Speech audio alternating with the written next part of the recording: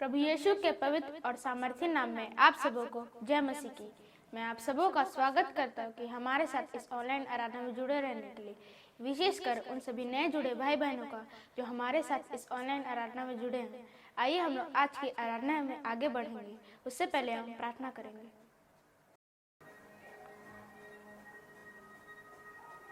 आइए हम प्रार्थना करेंगे, अपने आँखों को बंद करेंगे।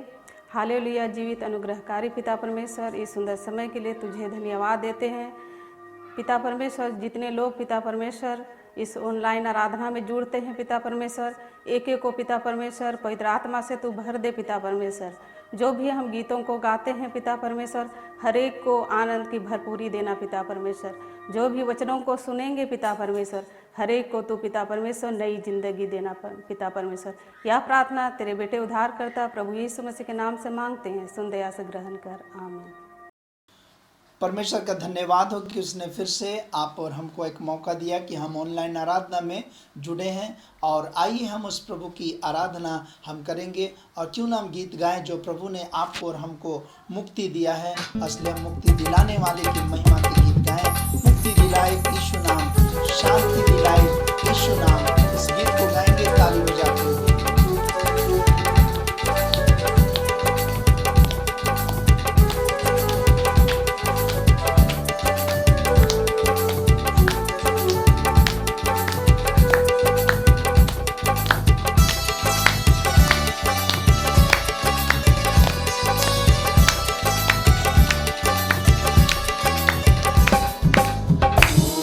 दिलाए यीशु नाम,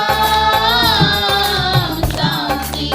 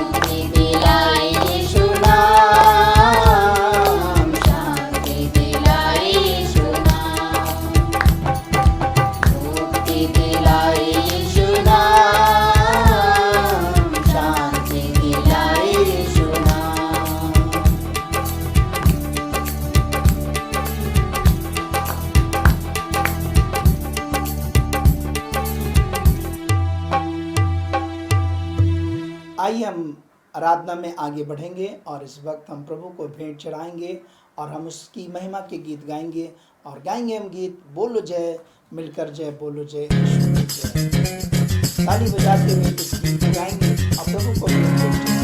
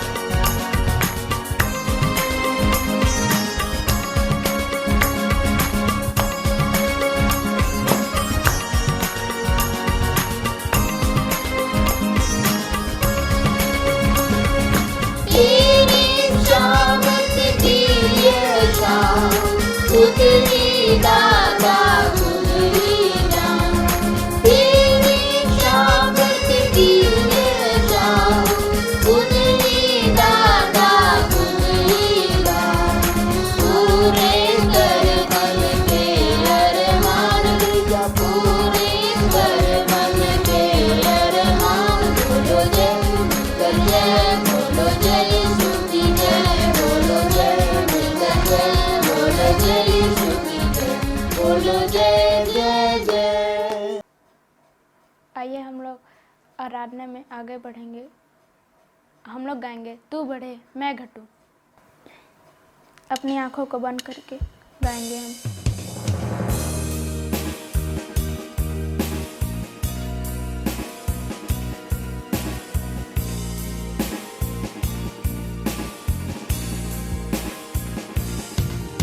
तेरे नाम के लिए जिए हम, तेरे नाम के लिए जिए हम, तेरे नाम के लिए जिए हम, तेरे नाम के लिए जिए हम। तू बड़े मैं घटूं,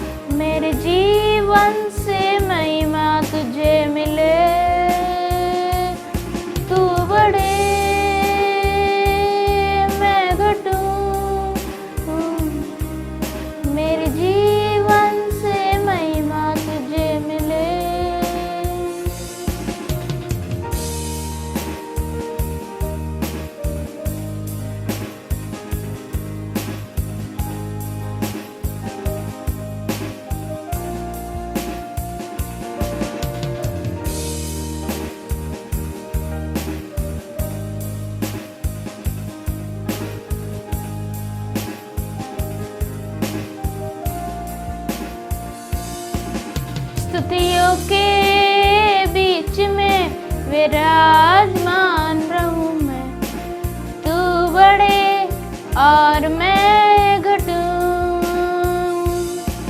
स्तुति मैं घटूं, रहूं मैं, तू बढ़े और मैं घटूं, तू बढ़े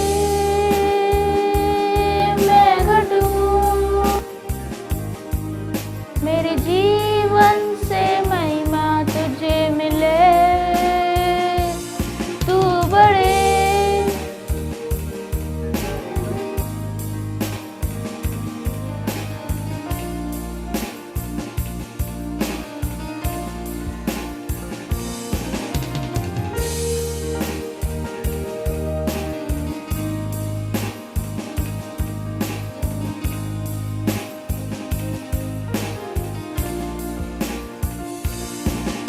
यीशु नाम में है चंगाई,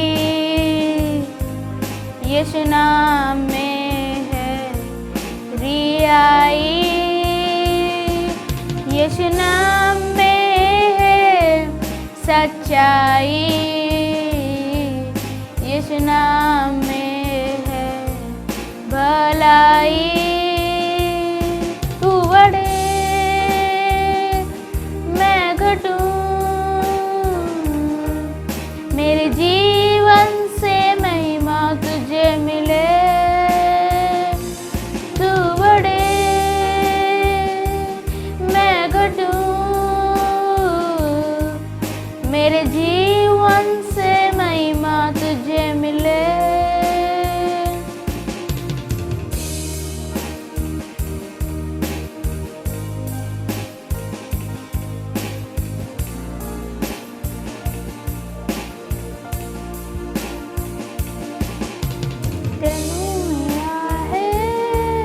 मैं तेरा हूँ, तू मेरा है, मैं तेरा हूँ, है खुदा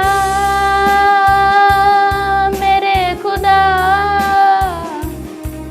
मेरा जीवन तेरा खुदा है, खुदा मेरे खुदा।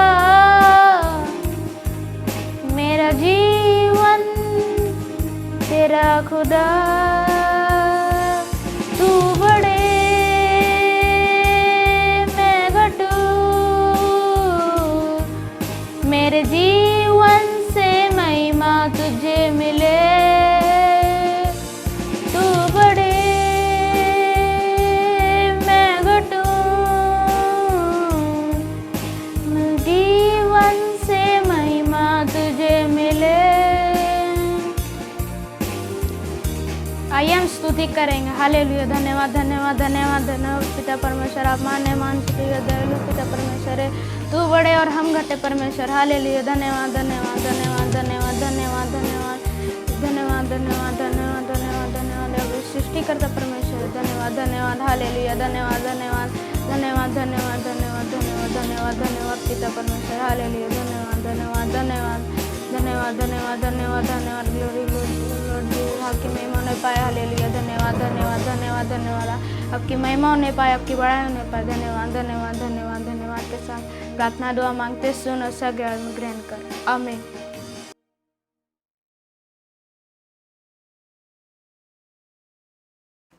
आप सबों को जय मसीह की। आज हम लोग कोरोना वायरस के लिए दुआ करेंगे और हमारे विश्वासियों भाई बहनों के लिए दुआ करेंगे कि वो लोग सुरक्षित रहने पाए, परमेश्वर के उपस्थिति में आगे बढ़ने पाए। उनके लिए आइए हम लोग मिलकर दुआ करते हैं।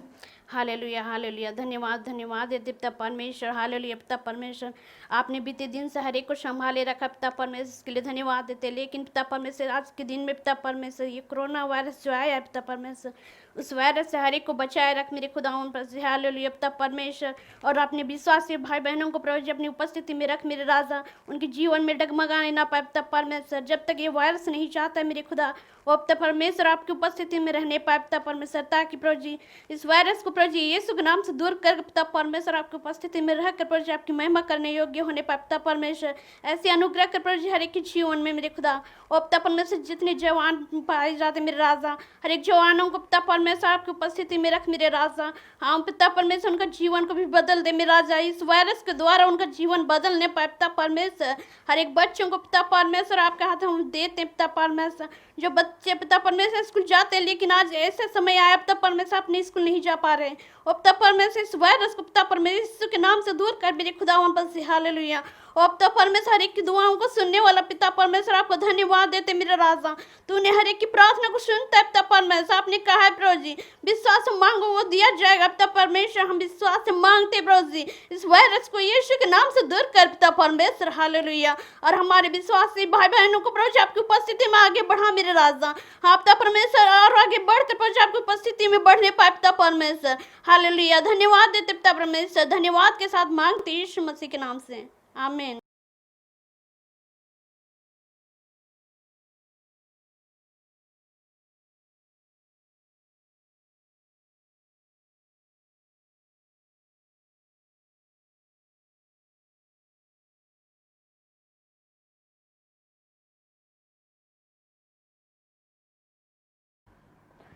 आइए हम सब भजन संहिता चैप्टर 23 निकालेंगे और एक साथ पढ़ेंगे।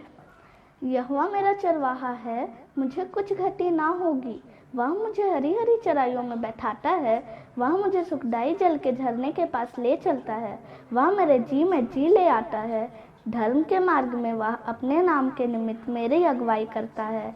चाहे मैं घोर अंधकार से भरी हुई तराई में होकर चलूं, तो भी हानि से ना डरूंगा, क्योंकि तू मेरे साथ रहता है।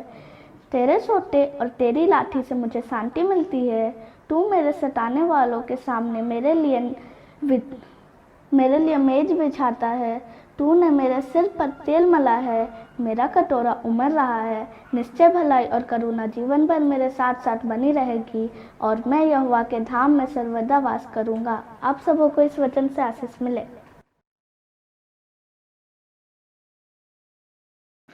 परमेश्वर का धन्यवाद हो।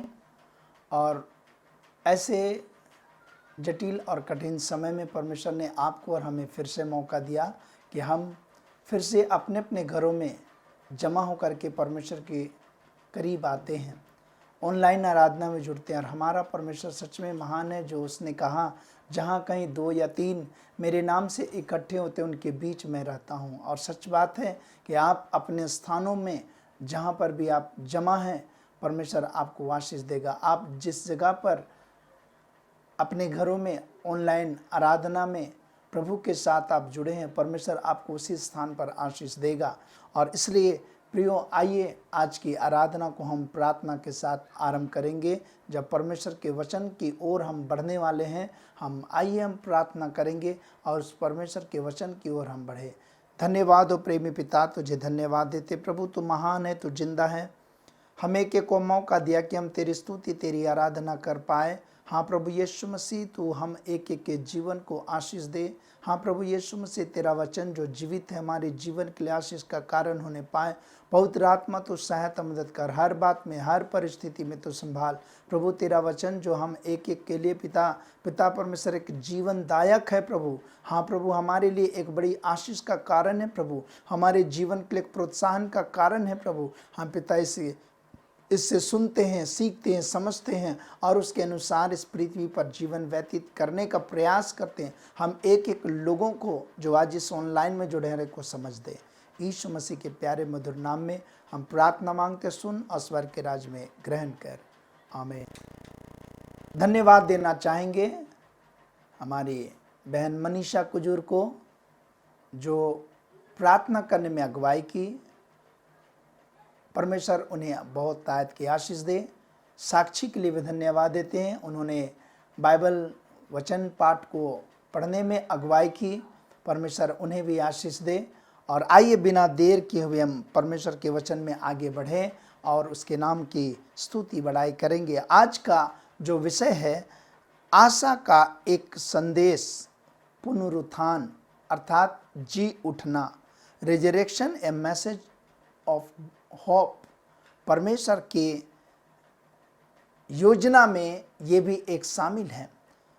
आशा का एक संदेश जो पुनरुत्थान अर्थात यीशु मसीह के जी उठना, ये जी उठना के विषय में अगर आज हम इतिहास के पुस्तकों को उठाकर देखते हैं तो इतिहास भी इस बात की गवाह है कि यीशु मसीह तीसरे दिन मुर्दों में से जी उठे और यीशु मसीह का जी उठना एक महान घटना है। इतिहासकार कहते हैं जी उठना एक नई सृष्टि है कि यीशु के जी उठने के द्वारा एक नई सृष्टि, एक नया जीवन का आरंभ होता है। आज संसार का इतिहास के अलावा आज कई ऐसे बड़े विशेषज्ञ इस बात के ऊपर में रिसर्च जब किए तो उससे उन्होंने भी इस बात को पता किया कि सच में कोई महान व्यक्ति था जो मुर्दों में से जी उठा है। और आज कहता कि यीशु मसीह जो मनुष्य के लिए मारा गया, गाड़ा गया और मुर्दों में से तीसरे दिन जी उठा, वो हमारे और आपके जीवन के लिए एक बड़ा संदेश को देता है कि आज हमारे और आपके लिए एक धन्य आशा को छोड़ गया है कि यीशु मसीह में आज हमारे और आपके लिए एक उम्मीद है। वो यीशु मसीह ने जो कहा है उस बातों का, क्योंकि उसने जो कुछ पहले कहा अपने मरने से पहले या जी उठने से पहले, वो सब बातें पूरी हुई। और इसलिए ये विश्वास करने लायक बात है कि यीशु मसीह फिर से आने वाला। उसने कहा मैं आऊँगा और तुम्हें अपने पास ले जाऊँगा अनंत विश्राम के स्थान में। और इसलिए रिजरेक्शन हमारे जीवन के लिए कई तरह से संदेश हमारे और आपके जीवन में देते हैं। आज भी यीशु के कब्र को जो खाली पड़ा है, दुनिया के लोग उसे देखने जाते हैं। यीशु के जी उठने के द्वारा आज मसीह विश्वास रखने वाले के लिए धन्य आशा है कि वे यीशु मसीह आज भी जिंदा है, वह हमें फिर से अनंत जीवन के लिए लेने आने वाला है। 3 बातें मैं आज आपके सामने रखने जा रहा हूं जो सच में मानने योग्य है, और न सिर्फ पवित्र शास्त्र बाइबल, लेकिन इसके अलावा भी यीशु मसीह भी साक्षात कहा कई लोगों का गवाह है कि यीशु मसीह मुर्दों में से जी उठा। इन सब बातों को मैं आज आपके सामने में संक्षिप्त में रखना चाहूँगा, क्योंकि यीशु मसीह का जी उठना बहुत ही बड़ा महत्वपूर्ण वो एक पाठ है जो हर एक मसीह विश्वासियों को परमेश्वर पिता से मिलाने का काम करता है। पहली बात कहता पुनरुत्थान का प्रमाण, यीशु मसीह मुर्दों में से जी उठा, उसका क्या प्रमाण है? कैसे हम ये कह पाते हैं कि सच में यीशु मसीह मुर्दों में से जी उठा है? पुराने नियम के पुस्तकों में हम यीशु के इस पृथ्वी में आने से 400 वर्ष पूर्व यीशु के मृत्यु के बारे में कई भविष्यवाणी पुराने नियम के पुस्तक में हम पाते हैं कि कई ऐसे बड़े बड़े नबी लोग, राजाओं लोगों से परमेश्वर ने कहा यीशु मसीह के बारे, उसके जन्म से लेकर के मृत्यु के जी उठने तक के बारे में कई अलग लोगों ने अलग अलग तरह से भविष्यवाणी किया यीशु के आने से 400 वर्ष पूर्व। और इसलिए भजन संहिता 16 अध्याय उसका 10 पद कहता है, क्योंकि तू मेरे प्राण को अधोलोक में ना छोड़ेगा, ना अपने पवित्र भक्त को सड़ने देगा। यीशु मसीह को सड़ने के लिए परमेश्वर ने नहीं छोड़ा कब्र में, लेकिन वो मृत्यु के पश्चात वो मुर्दों में से तीसरे दिन वो जी उठा, और जी उठा और वो जीवित है, वो जीवित बाद में उठा भी लिया गया। यशायाह नबी के पुस्तक अगर 53 अध्याय 4 पद से लेकर के 11 पद तक पढ़ते हैं कि किस प्रकार से यीशु मसीह के दुख के विषय, सताओं के विषय में हम यहाँ पर पाते हैं। 53 अध्याय उसका 4 पद से लेकर के 11 पद तक लिखा है, निश्चय उसने हमारे रोगों को सह लिया और हमारे ही दुखों को उठा लिया, तो अभी हमने उसे परमेश्वर का मारा कूटा और दुर्दशा में पड़ा हुआ समझा। परंतु वह हमारे अपराधों के कारण घायल किया गया, वह हमारे अधर्म के कामों के कारण कुचला गया। हमारे शांति के लिए उस पर ताड़ न पड़ी कि उसके कोड़े खाने से हम चंगे हुए। हम तो सब के सब भेड़ों के नाए भटक गए थे, हम में से हर एक ने अपना अपना मार्ग लिया, और यहोवा ने हम सबों के अधर्म का बोझ उस पर लाद दिया। वह सताया गया तो भी वह सहता रहा और अपना मुंह ना खोला। जिस प्रकार भेड़ बध होने के समय और भेड़ी ऊन कतरने के समय चुपचाप शांत रहती है, वैसे उसने भी अपना मुंह ना खोला। अत्याचार करके और दोष लगाकर वे उसे ले गए। उस समय के लोगों में से किसने इस बात पर ध्यान दिया कि वह जीवितों के बीच में से उठा लिया गया? मेरे ही लोगों के अपराधों के कारण उस पर वह मार पड़ी। उसकी कब्र भी दुष्टों के संग ठहराई गई और मृत्यु के समय वह धनवान का संगी हुआ। यद्यपि उसने किसी प्रकार का उपद्रव ना किया था, उसके मुंह से कभी छल की बात ना निकली, तो भी यहोवा को यही भाया कि उसे कुचले। उसी ने उसको रोगी कर दिया। जब वह अपना प्राण दोष बलि करे, तब वह अपना वंश देखने पाएगा। ये सच बात है कि परमेश्वर उनको एक बड़े दुख के यातनाओं से होकर गुजरने के विषय में पहले यशायाह नबी के द्वारा कहला भेजा कि वो किस प्रकार से वो मारा जाएगा, गाड़ा जाएगा, कुचला जाएगा और जी उठेगा, उसको उठा लिया जाएगा, जीवित वो उठा लिया जाएगा। ये सारे बातें पवित्र शास्त्र बाइबल में पुराने नियम में हम पाते हैं, जो ये प्रमाणित करता है कि यीशु मसीह के बारे 400 साल पहले यशायाह के द्वारा भविष्यवाणी की गई थी।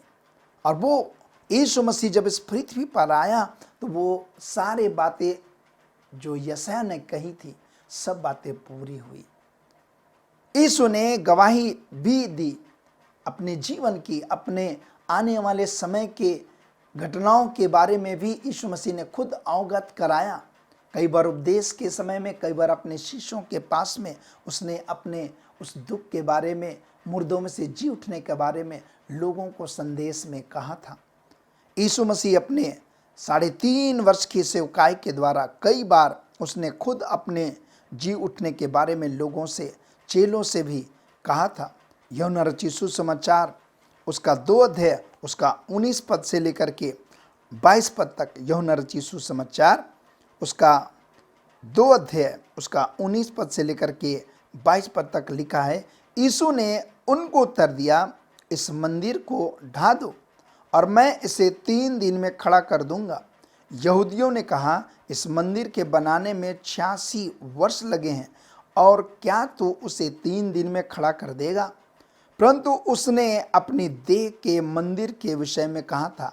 अतः जब वह मुर्दों में से जी उठा तो उसके चेलों को स्मरण आया कि उसने यह कहा था, और उन्होंने पवित्र शास्त्र और उस वचन की जो यीशु ने कहा था प्रतीति की। यीशु मसीह खुद अपने जीवन में, सेवकाई में लोगों को, चेलों को इस बात की जानकारी दी थी और उनसे कहा था कि मैं इस मंदिर को तुम ढा दो, मैं उसे 3रे दिन खड़ा कर दूंगा। और यीशु मसीह मुर्दों में से जब जी उठा, तब उनके शिष्यों को यह स्मरण आया कि यीशु मसीह ने ऐसा कहा था कि मैं मुर्दों में से 3रे दिन जी उठूंगा।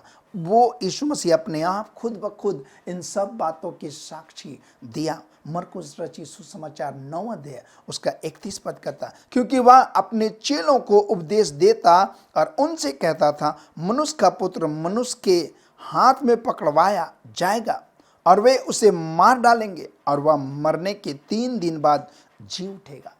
यीशु मसीह इस बात से भी हमको और आपको पहले वचन में, या कहा जाए उन लोगों को जो उनके साथ थे, उनके एक समय में लोगों को पहले इसकी सारी जानकारी दी थी कि किस प्रकार की यातनाओं और मृत्यु से होकर के वो जी भी उठेगा। इसको उसने पहले खुद ब खुद भी कहा था लोगों को, उनके चेलों को। ये भी एक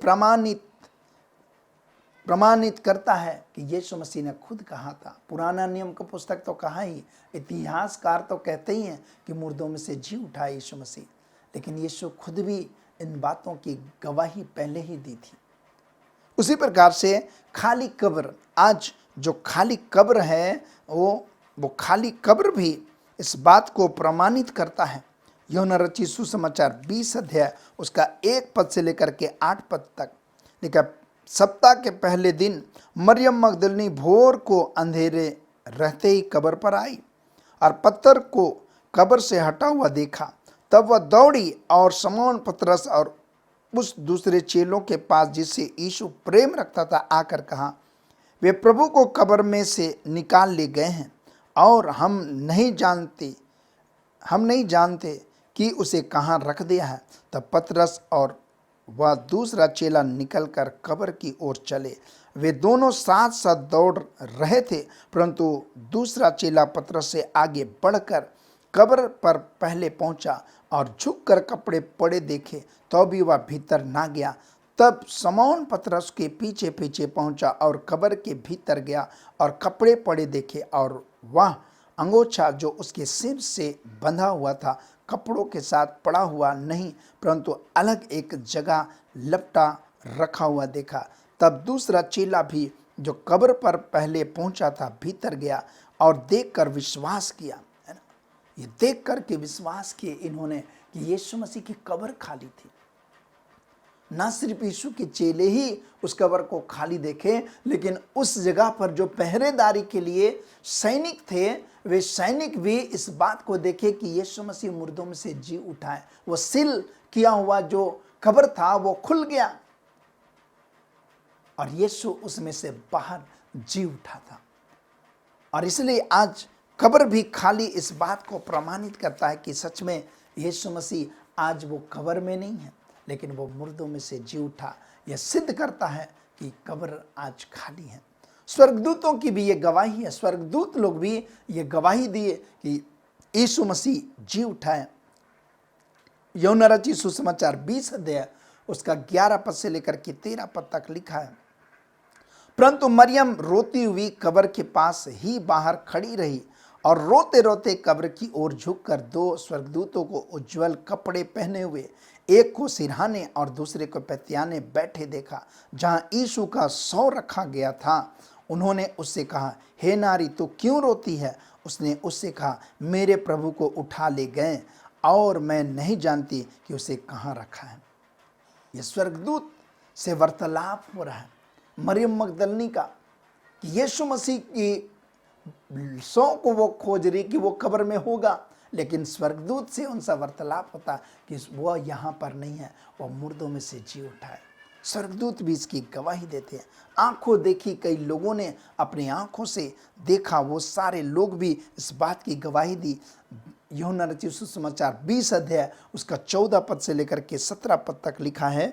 यूहन्ना 20 का 14 से 17 लिखा है, यह कहकर वह पीछे मुड़ी और यीशु को खड़े देखा, पर ना पहचाना कि यह यीशु है।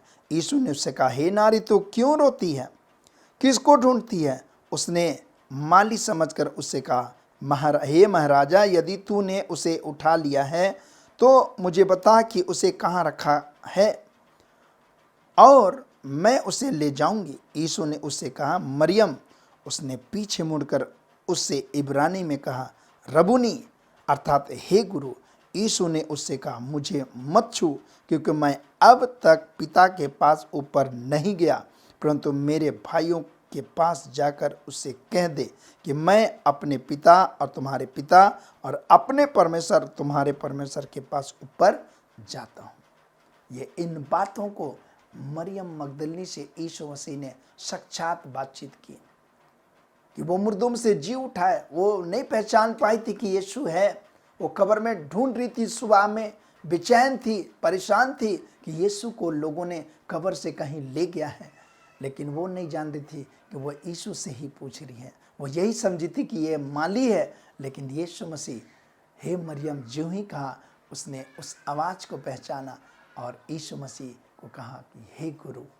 मतलब वो मुर्दों में से जी उठा, साक्षात आंखों देखी गवाह मरियम मगदलिनी पहली स्त्री थी जिसने यीशु को साक्षात मुर्दों में से जी उठने के बाद देखी।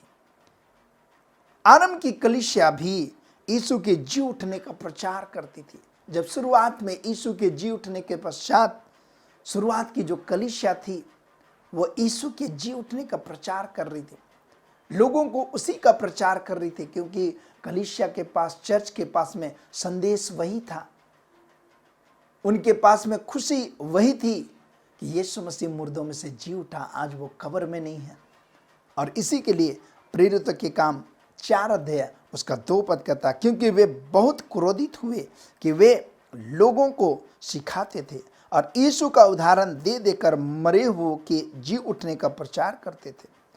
तो तुम सब और सारे इस्राएली लोग जान ले कि यीशु मसीह नासरी के नाम से जिसे तुमने क्रूस पर चढ़ाया, परमेश्वर ने उसे मरे हुओं में से जिलाया।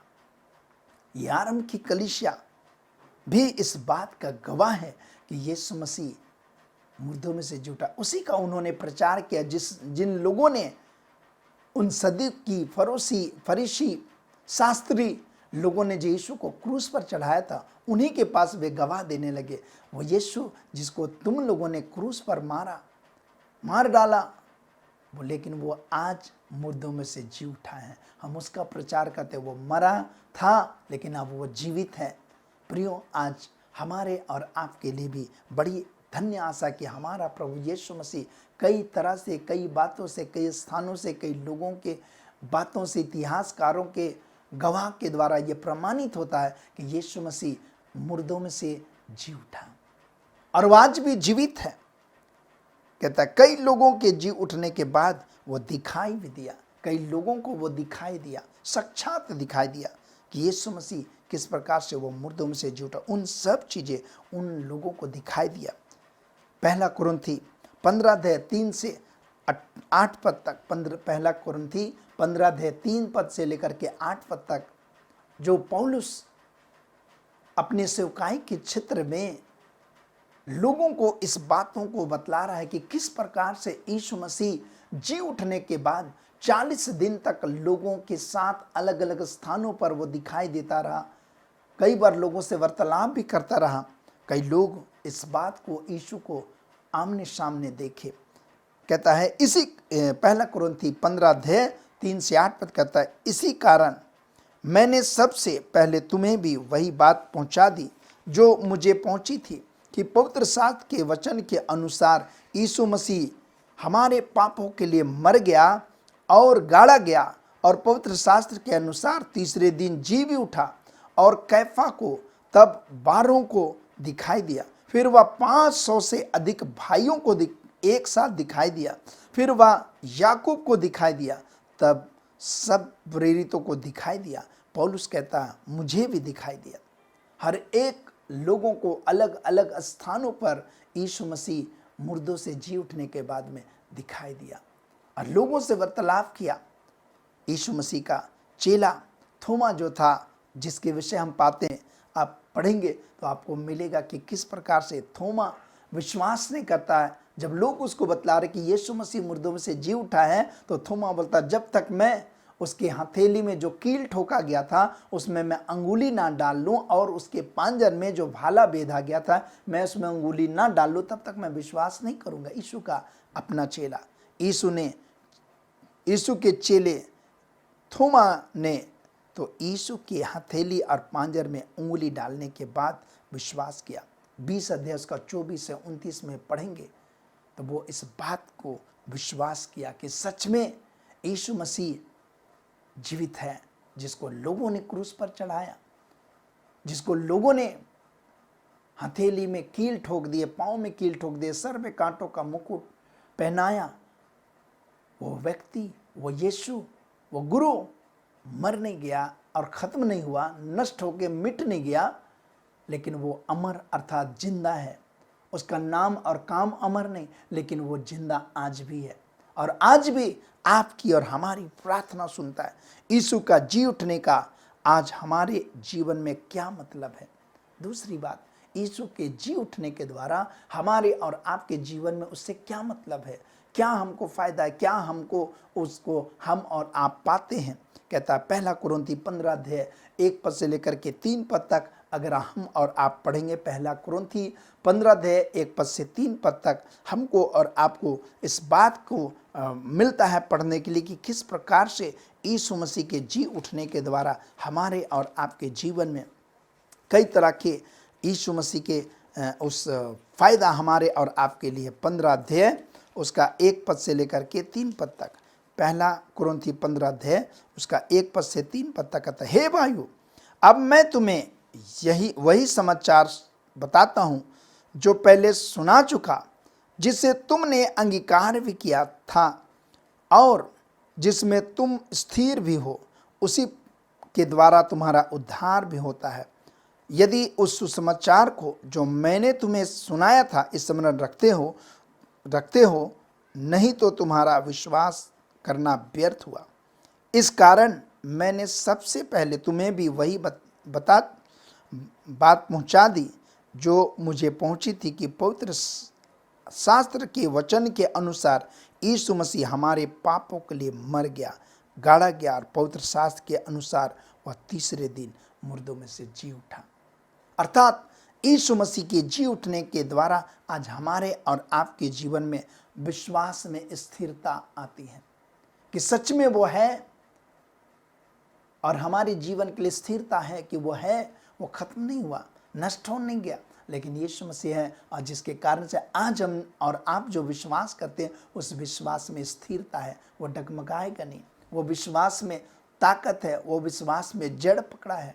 और इसलिए आज हमारे और आपका विश्वास यीशु मसीह पर इसलिए मजबूत है क्योंकि यीशु मसीह मुर्दों में से जी उठा है।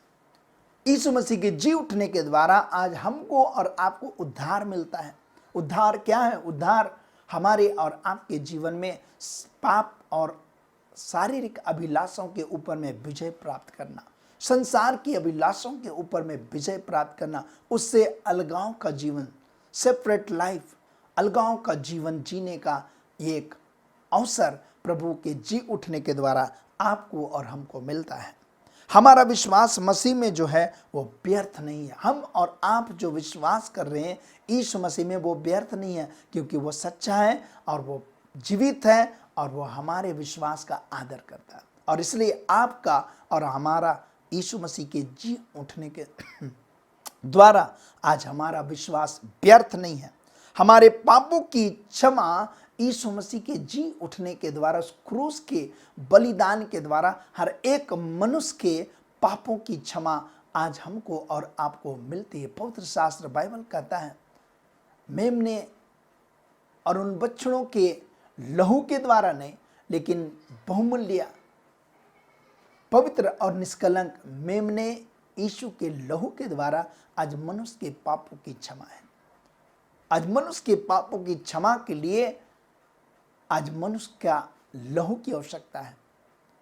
आज कोई भेड़, बकरी, गाय और ये कोई चीज़ों की, पशुओं की लहू से हमारे और आपके पापों की क्षमा नहीं है।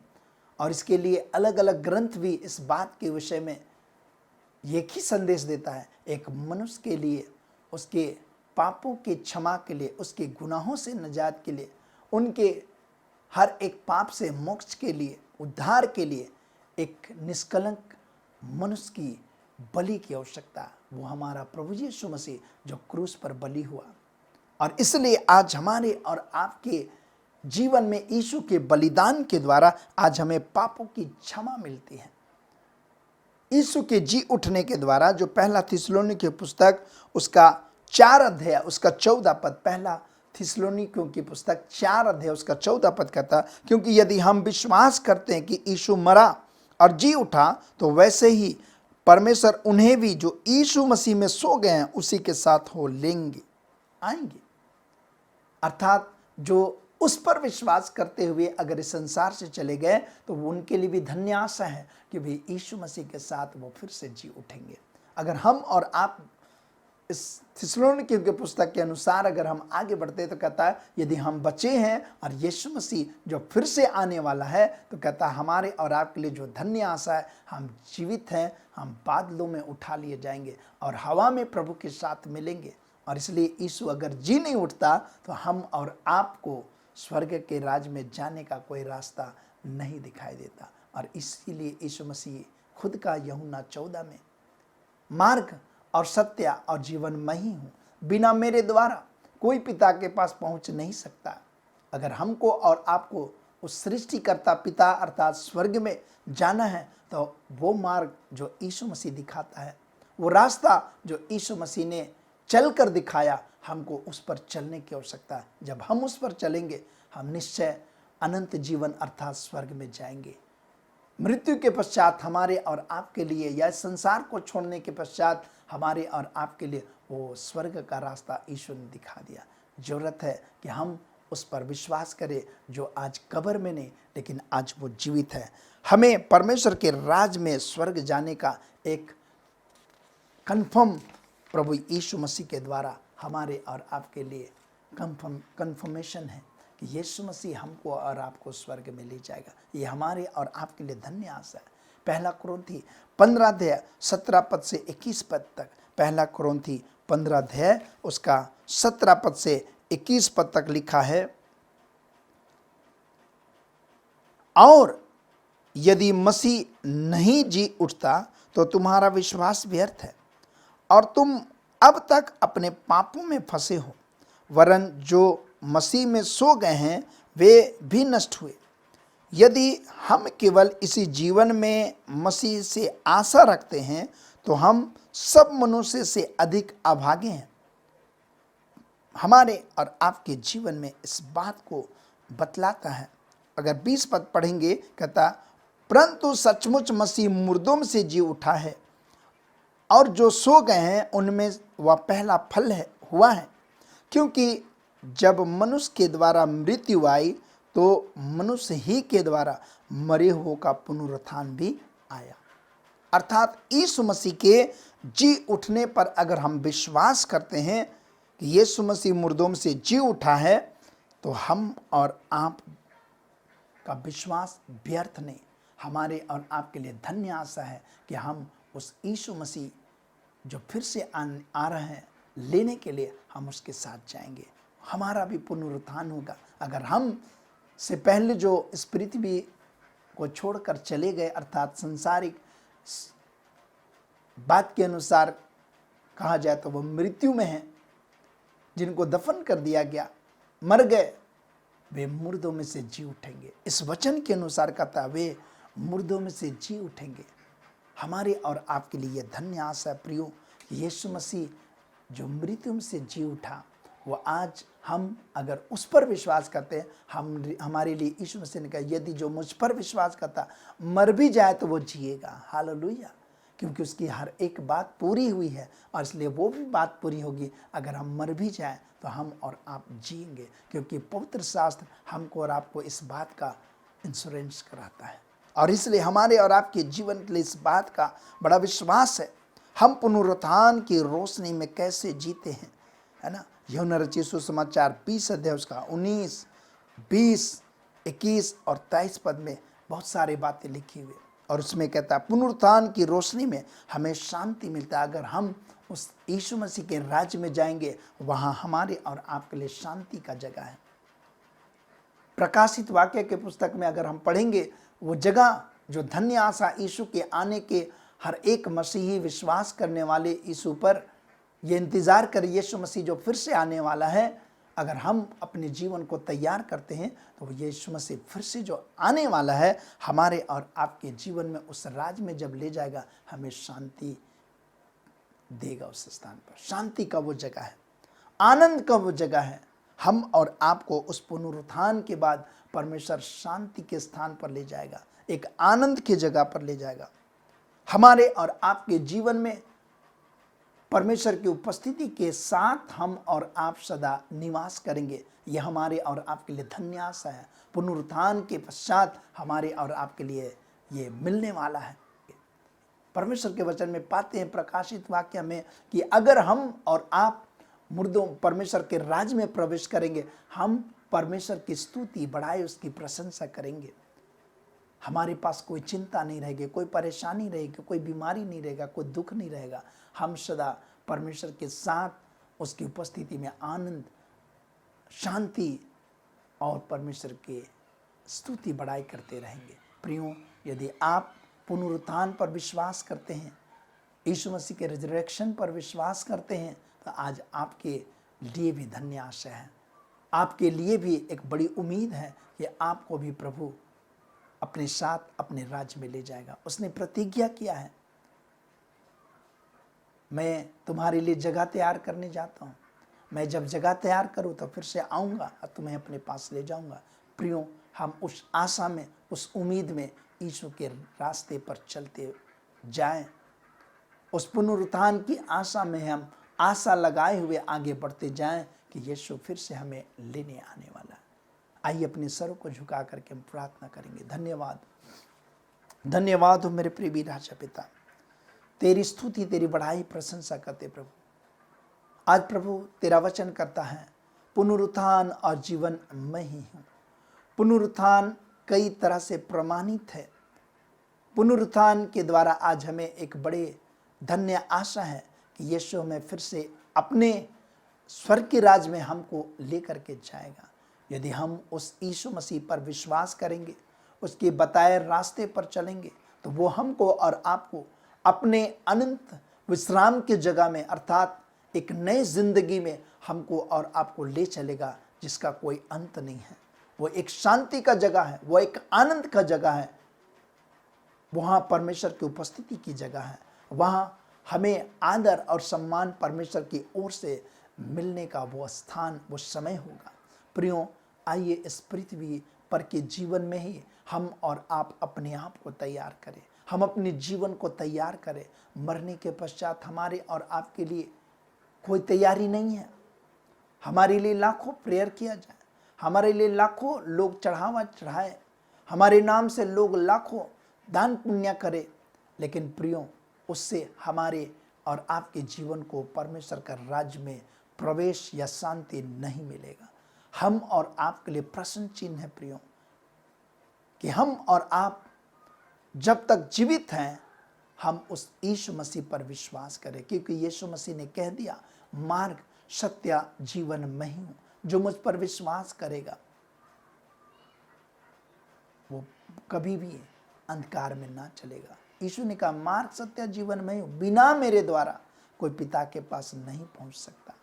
हाँ प्रियो, हमें अगर परमेश्वर के राज्य में, स्वर्ग के राज्य में जाना है तो हमें उस पर, उस सत्य पर विश्वास करना है, उस जीवन पर विश्वास करना है जो यीशु मसीह देता है। निश्चय हम और आप उस धन्य आशा में आगे बढ़ेंगे।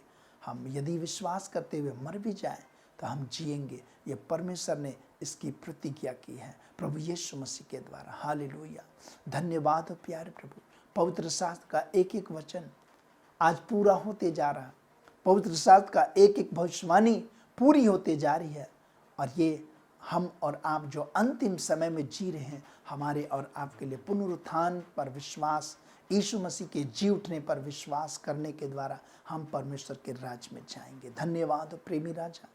हाँ प्रभु, तेरे बड़े प्रतिज्ञा के लिए, हाँ प्यारे यीशु, तेरी दया के लिए, तेरी बड़ी योजना के लिए कि तू हमें इस योजना में शामिल किया। हमारी जितने भाई बहन इस ऑनलाइन आराधना में जुड़ करके हमारे साथ प्रभु पिता इन वचनों को सुने हैं, तेरे जूठने पर के संदेश को सुने हैं प्रभु, उनके जीवन के लिए आशीष का कारण बना। उनके जीवन के लिए पिता ये अवसर दे कि कोई भी हम में से जो आज इस वचन को, संदेश को सुने, कोई छूटने ना पाए, और अभी से जब तक हम जीवित हैं हम अपने आत्मिक जीवन की तैयारी करें कि हम परमेश्वर के राज्य में जाए। प्रभु अनुग्रह दे, प्रभु तो दया कर हमारे इन प्रिय भाई बहनों को जो आज इस ऑनलाइन में जुड़े हैं, आराधना में जुड़े हैं, प्रभु इनके जीवन से बोलो, बातचीत कर प्रभु। इन वचनों से ये अपने आप को तैयारी का जीवन आज से आरंभ कर दे कि तू जब भी आए प्रभु, हर एक लोग जो आज इस संदेश को सुने तेरे राज के भागीदारी बनने पाए, कोई छूटने ना पाए। हर एक लोग तेरे उस अनंत योजना के लिए पिता तैयार हो जाए, अपने जीवन में तैयारी का जीवन दे। यीशु के नाम से प्यारे पिता तेरे अनुग्रह और आशीष प्रदान कर प्रभु, तो दया कर, एक एक को आशीष दे, एक एक के जीवन को प्रभु तेरे भय में, तेरी उपस्थिति में, तेरे मार्ग में चलने के लिए सहायता प्रदान कर। यीशु मसीह के प्यारे और मधुर नाम में मांगते हैं, सुन और स्वर्ग के राज में ग्रहण कर, आमीन। एक सूचना है, आने वाला सप्ताह प्रभुभोज की आराधना होगी, और आप अपने अपने स्थानों पर, अपने घरों में, जैसे आप हमेशा तैयारी करते हैं, आप तैयारी के साथ में आने वाला सप्ताह प्रभुभोज की आराधना में आप शामिल होने के लिए सारी तैयारी करके आप शामिल हो, ताकि आपका प्रभुभोज आराधना छूटने ना पाए। सो परमेश्वर आपको आशीष दे। आइए हम लोग अंतिम प्रार्थना करेंगे, और हमारे प्रभु यीशु ख्रिस्ट का अनुग्रह, ईश्वर पिता का प्रेम पवित्र आत्मा की सहभागिता हम सबों के संग सदा सर्वदा होती रहे। आमीन। सबों को जय मसीह की। परमेश्वर आप सबों को आशीष दे। आशा करता हूँ कि आपको आज की आराधना से आशीष मिली है। इस वीडियो को जरूर से जरूर लाइक करें, शेयर करें और इस चैनल को सब्सक्राइब करना ना भूलें। अगर आपके पास कोई भी प्रार्थना निवेदन हो तो आप नीचे दिए गए मोबाइल नंबर पर भेज सकते हैं या फिर ईमेल पर भी भेज सकते हैं। धन्यवाद। फिर से आप सभी को जय मसीह की।